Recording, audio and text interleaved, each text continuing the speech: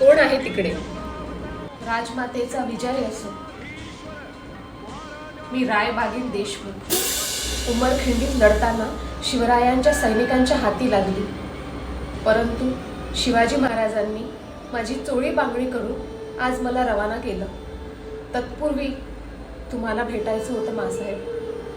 शत्रुस्त्री असताना सुद्धा त्यांनी मला आज जाऊ दिलं. स्वराज्यातील आणि इतर प्रांतातील अगदी शत्रू पक्षाच्या सुद्धा स्त्रियांचा आदर, सन्मान आणि संरक्षण हे झालंच पाहिजे.